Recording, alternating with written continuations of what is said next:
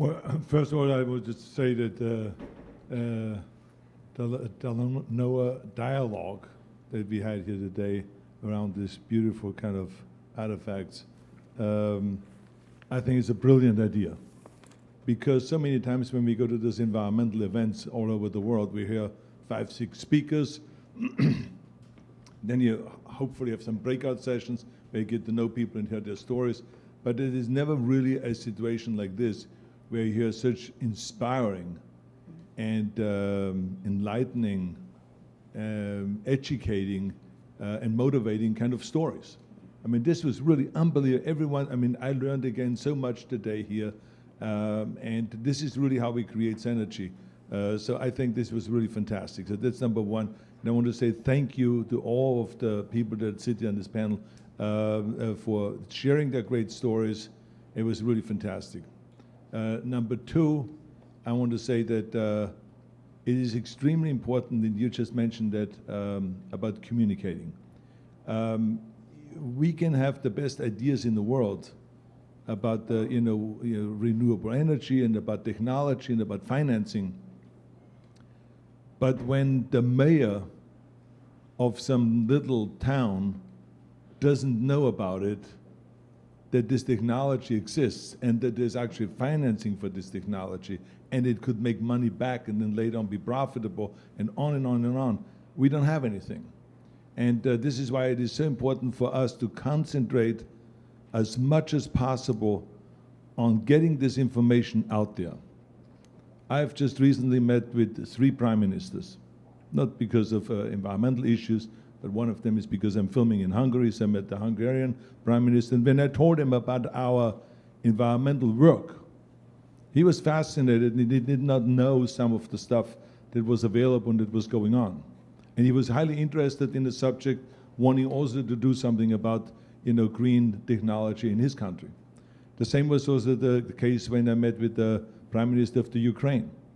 I happened to go there from Budapest to do a speech there, a motivational speech, and met then with my friend Klitschko, who is the mayor of Kiev and world boxing champion, turned politician, interesting thing. And then the prime minister there, and we met, we had lunch, and they then started talking about the environmental issues and what we're doing, invited them to our Vienna conference, environmental conference that we have every year there, together with the Austrian government. And he was kind of like, oh, I can't wait to come there. I'm interested to learn about it. And there were so many things that I shared with him that he didn't know.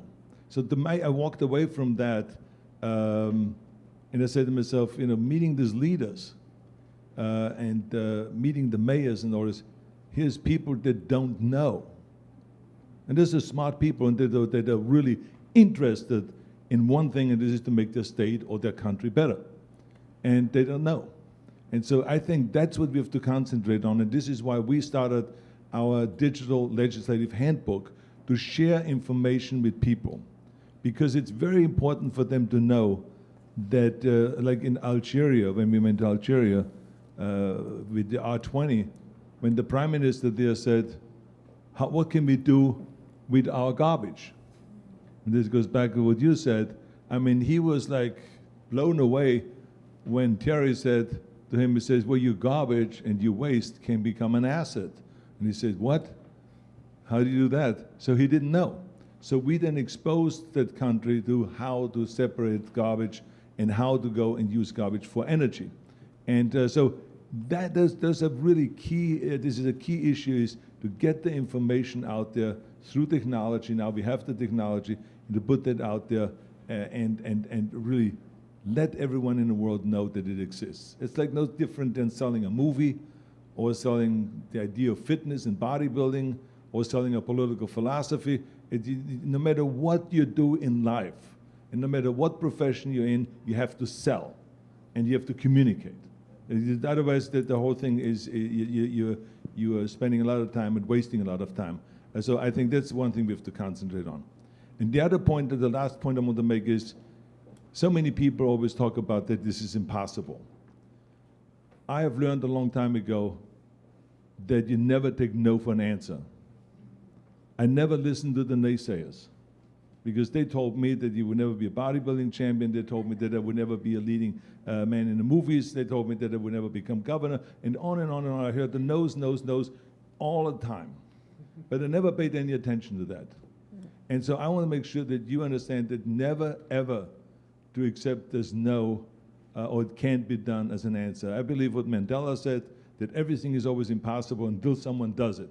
And I think that we have to show that it can be done. And it takes me just to a quick story with Fran.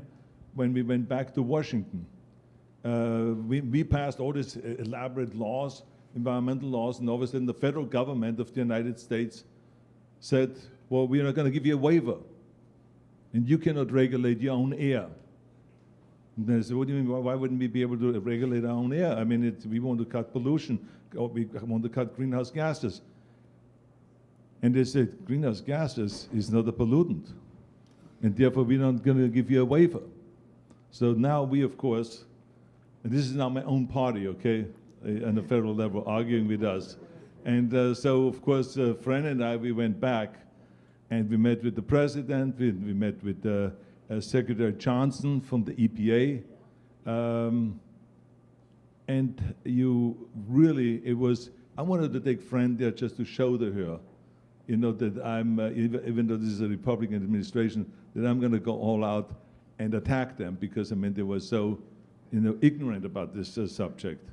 And so it was great to have a Democrat and a Republican there, and we tried to convince Secretary Johnson at the EPA that you got to change your mind. And he says, well, we're going to study this, what you're trying to do, and it's going to take 2 years. And I said, that's crap. I said, we're going to go back and we're going to sue you. And he said, yeah, well, you can't do that. I says, you know, I mean, we have all the resources and blah, blah, blah, the usual stuff, right? So we went back and we sued them. And we went to the first court and we won.